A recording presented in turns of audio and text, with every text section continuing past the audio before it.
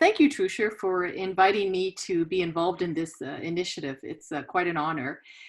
So first, I'd like to start by introducing myself. So my name is Carla Coffin, and I am a clinician scientist at the University of Calgary. And I'm also a hepatologist and medical director of the Calgary Liver Unit with Alberta Health Services in Calgary. So in that role, I have been privileged to be a founder of a Canadian hepatitis B research network, and have also led and been involved in a number of clinical trials and translational research studies related to hepatitis B and improving and improving the health of patients with hepatitis B.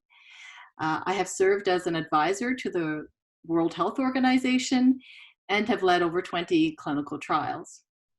So in 2016, I was introduced to Trushar by one of my colleagues at the University of Calgary, Dr. Guido Van Maro, who thought we would have some mutual interest in research together. Since that time, we've been working together, and I think we've been very successful with receiving grant funding, external peer-reviewed grant funding, and also co-supervising trainees. So we come from very different backgrounds, but I think we've been successful to date. So I'd like to introduce Trushar as well to the audience, who is really our guest of honor. So Trushar is an emerging leader in the field of biophysical characterizations of nucleic acids and protein-protein complexes. And this is important because it really gets to the fundamental mechanisms and understanding and leading to treatment of viral infections such as hepatitis B. Trushar was recruited to the University of Lethbridge in 2016, and since then has been awarded very prestigious grants, including a Canada Research Chair in 2017. In recognition of his very early career success, he has been promoted to Associate Professor in 2020. Prior to joining the University of Lethbridge, he had a stellar training track record. He received the Distinguished Maria Curie Fellowship to work at the University of Birmingham in the United Kingdom, and also Canadian Institutes of Health Research Fellowship to work at the University of Manitoba. He's only at a very early stage in his career, but already has an impressive track record of over 70 peer-reviewed papers, several editorial articles, and he's one of the youngest editors of the European Biophysics Journal. And I am going to be very interested in hearing the answers to our questions for this interview today. So I'll start with the first question, Trushar. So tell me a bit about yourself and explain to us, what is your current research focused on? Thank you, Carla, for a really nice introduction and providing a bit of a background for myself and the research. So going back to a little bit further away than the current research, I was born and raised in India, a very small village. And I did my bachelor's and master's in biotechnology there in India. And when I was looking for my PhD program, I decided to diversify my skill set. So I joined University of Birmingham to study biophysics and biophysical methods, and applied them to study plant polysaccharides that have applications in therapeutics, so to say. Once I graduated with my PhD, I still wanted to expand my skill set, so I came to Canada. I joined the University of Manitoba as a postdoctoral fellow, and here I learned structural biology methods, and I utilized them to study proteins, human proteins that are implicated in cancer and muscular dystrophies. It was around this time that I was introduced to this fascinated molecule called ribonucleic acids, or RNA. And at the University of Manitoba, I used the techniques that I was learning so far in my PhD and my postdoc to study RNA viruses. So RNAs from West Nile virus, adenovirus, HIV.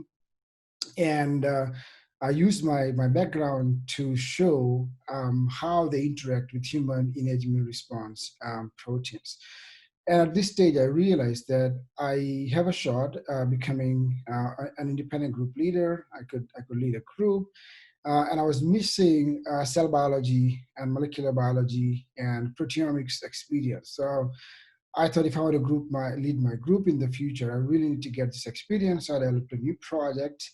I applied for Marie Curie Fellowship and I was successful. So I moved once back again to England, joined the University of Birmingham, and that's where all the journey started. I had to mention that there was a bit of downtime. So after a brief period of unemployment, I came to this awesome university, University of Lethbridge, in 2016. And I started to set up my lab, but at the beginning, I was at the term contract, so it took me a bit of time. Fortunately, we started getting grants, and I had my first graduate student starting in January 2018. And over the last couple of years, we grew, I would say, fairly okay. We have about 10 awesome colleagues in the lab. And I must say that I'm really fortunate to have very passionate and dedicated people working in my group, and I really enjoy working with them.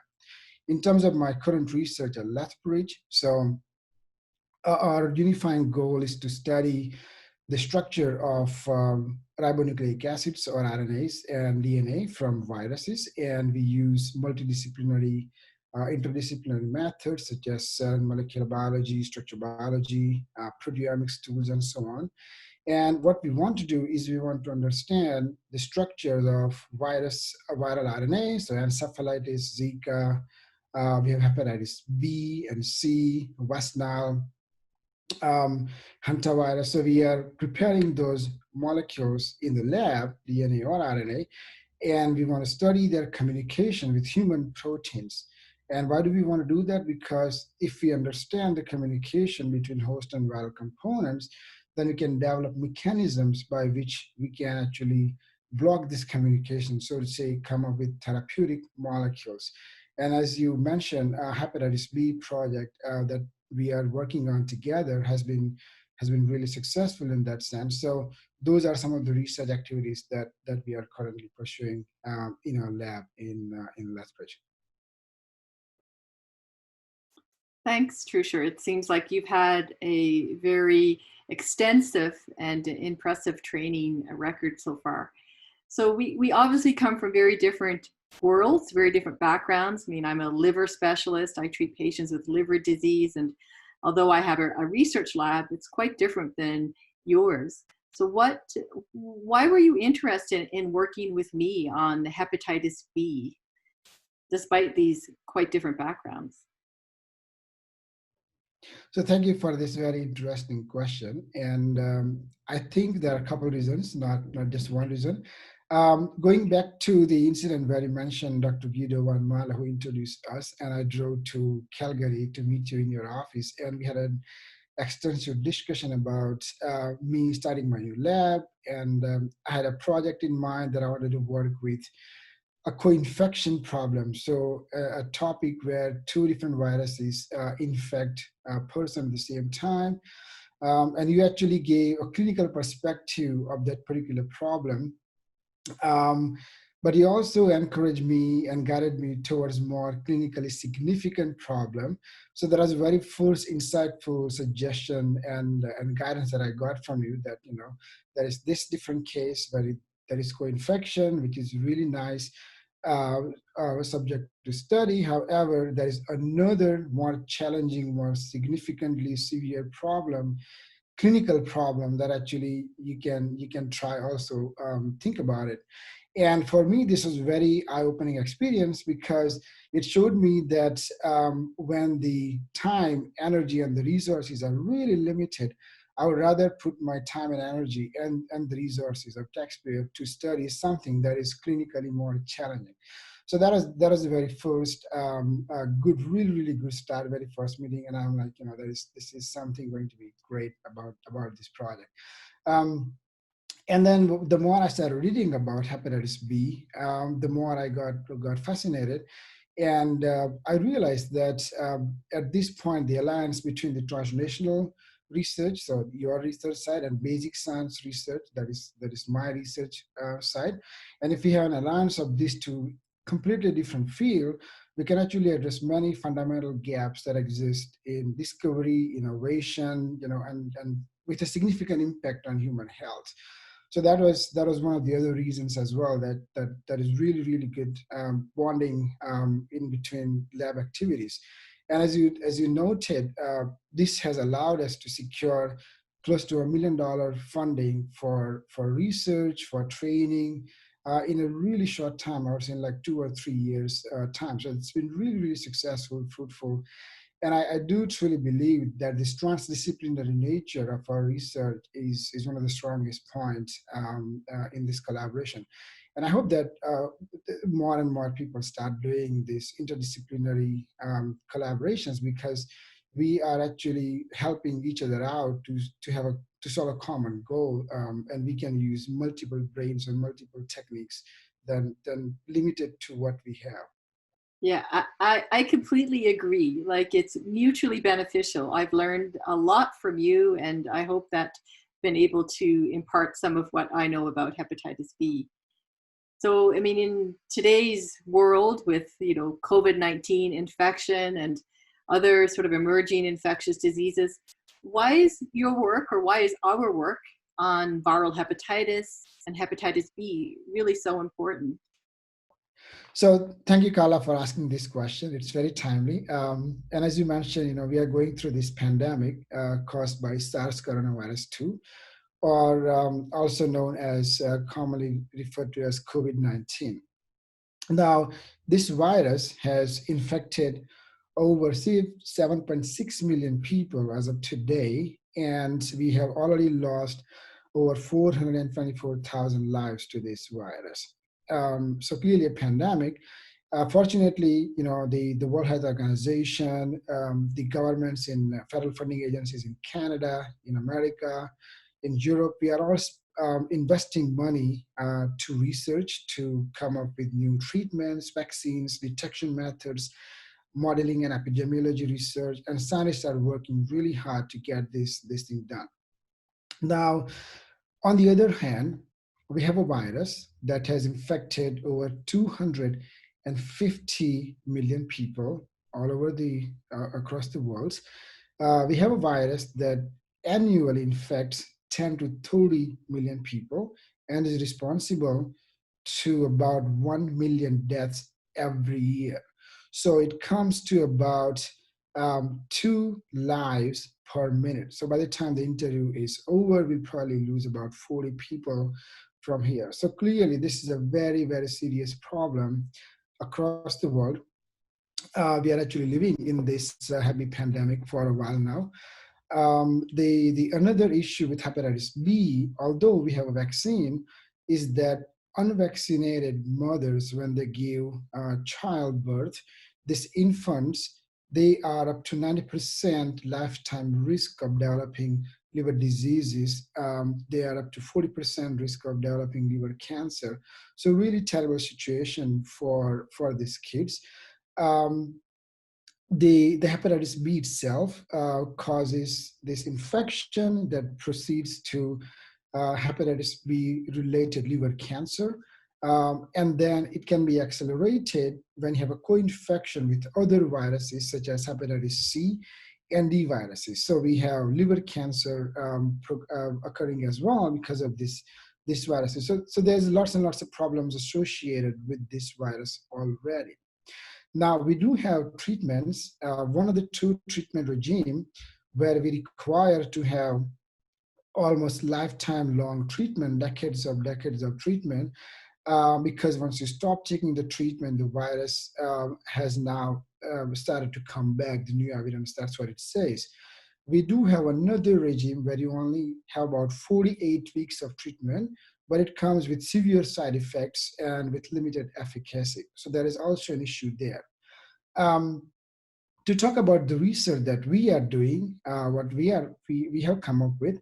So we have identified a unique structural region in this hepatitis B DNA. So hepatitis B is a DNA virus, and it leaves its DNA in liver hepatocyte, And that piece of DNA is enough to make new functioning hepatitis B virus. And none of the current drugs actually target the root cause, which is this hepatitis B DNA. So we identified these unique structural regions, and we have developed a panel of therapeutic molecules that can actually go inside the liver cell, bind to this hep B DNA, and blocks its communication with a key and critical human protein that is essential to make RNA from DNA from hepatitis B. So we are actually blocking the root cause, which is the hep B DNA. And that's the research that we are doing. But because of these reasons, hep B is a very, very important virus to work with. And because of our transdisciplinary and collaborative nature of work, I'm really hopeful that we will come up with something that can actually help people dealing with this issue in a long term. Trushar, what do you hope to achieve with your research within the next 10 years?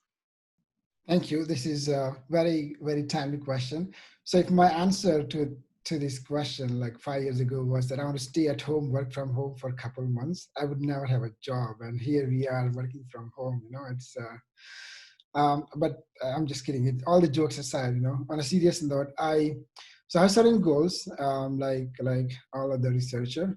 One of the goals is to study RNA structures from this flavivirus family of RNAs that we are working with, encephalitis, Zika, and so on, and really figure out what type of structural identities they have, what type of proteins from human side they bind to, and work on these common targets in terms of their structural motifs so that we can come up with a broad spectrum therapeutic molecules that can treat more than one type of viral infection and not just one viral infection. So that's my goal for the flavivirus research side.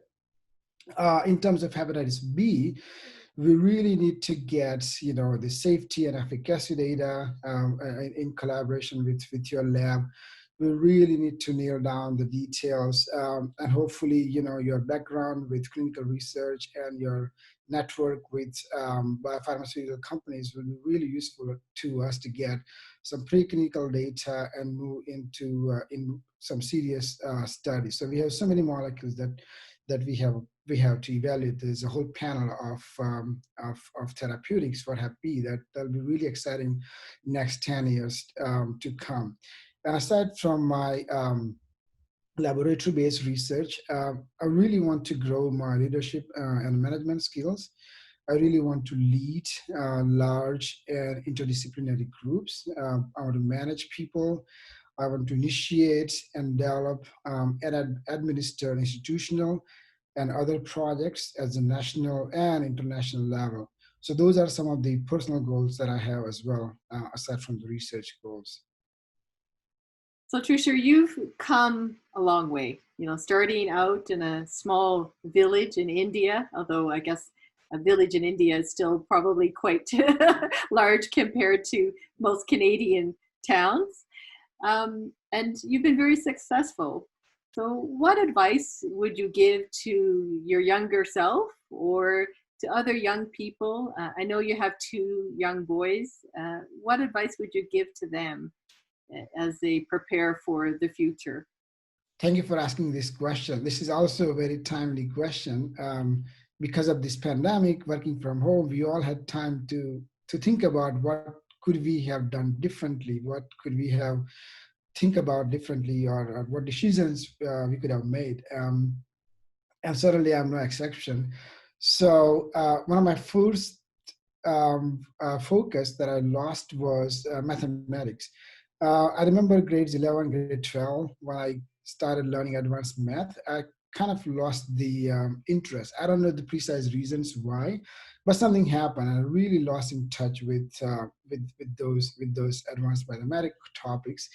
And it became a negative cycle. So I started avoiding it. I got low grades in my bachelor's and master's. I just completely avoided it. And until I came to my PhD, because it was in biophysics, I had to start learning a few things all over again.